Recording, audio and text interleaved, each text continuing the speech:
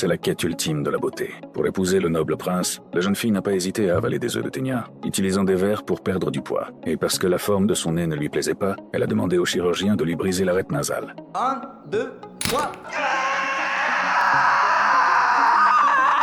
Même sans anesthésie, elle s'est fait coudre les cils un par un avec un crochet en fer. Si la jeune fille tient tant à épouser le prince, cela remonte à quelques jours. Lisa venait de perdre son père. Sa mère, mue par l'appât du gain, s'est remariée avec un comte de la région, fusionnant ainsi dans une nouvelle famille. Le comte avait déjà une fille magnifique, Linda, dont la beauté incomparable faisait honte à Lisa. La mère et ses filles pensaient que la belle vie commençait, mais lors du dîner familial ce soir-là, le comte fut soudain pris de convulsions, puis cracha du sang et partit retrouver Dieu. En voyant cela, la mère et ses filles furent stupéfaites. Heureusement, il y avait encore l'héritage. La plus triste était la propre fille du comte, Linda. Lisa voulut réconforter Linda, mais les mots suivants de Linda la laissèrent sans voix. Il s'avérait que le comte avait épousé sa mère, parce qu'il avait fait faillite peu de temps auparavant, uniquement pour couvrir la dot de la mère de Lisa. En entendant cela, Lisa fut abasourdie. Elle en parla vite à sa mère, mais la maison était déjà pleine de créanciers. Non seulement le comte était ruiné, mais il devait aussi une somme énorme. Les terres et le bétail allaient être saisis. La mère n'avait rien gagné. Elle devait même utiliser sa dot pour rembourser, ce qui la fit s'effondrer. Voyant sa mère désespérée, Lisa s'empressa de la réconforter,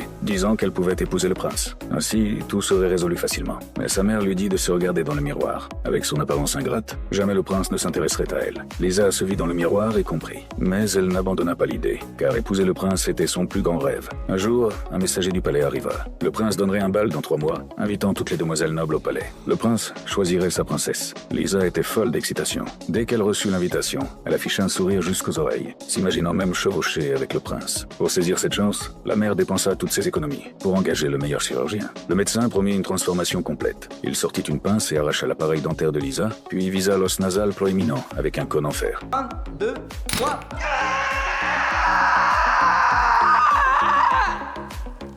Sous un cri, la petite sœur se cacha le visage de peur, tandis que la mère rayonnait, car c'était leur seul moyen de changer de destin. Après l'opération, le nez de Lisa était réparé. Désormais, son dîner ne consistait qu'en un bol d'eau citronnée, alors que les autres avaient de vrais repas, car la mère voulait contrôler son poids. Bientôt vint la liste des sélectionnés. Lisa y figurait, contre toute attente. Elle s'imagina de nouveau des moments heureux avec le prince. Le soir, sa mère voulut lui essayer la robe. Mais après 2 mois de régime, elle n'y entrait toujours pas, ce qui déprima Lisa encore plus. À ce rythme, impossible d'épouser le prince, elle ne franchirait même pas la porte du palais. Plus tard, elle alla secrètement dans les bois et avala des œufs de ténia. Ainsi, peu importe ce qu'elle mangerait, les vers absorberaient les nutriments et dévoreraient son excès de graisse. Mais elle en ignorait les terribles effets secondaires. À peine avait-elle avalé les œufs qu'il y eut du mouvement dans les bois. Elle s'approcha et découvrit le prince et ses amis en train de chasser. Quand elle vit l'homme de ses rêves, Lisa ne put détacher son regard de lui. Mais les paroles suivantes du prince lui infligèrent une nouvelle blessure profonde.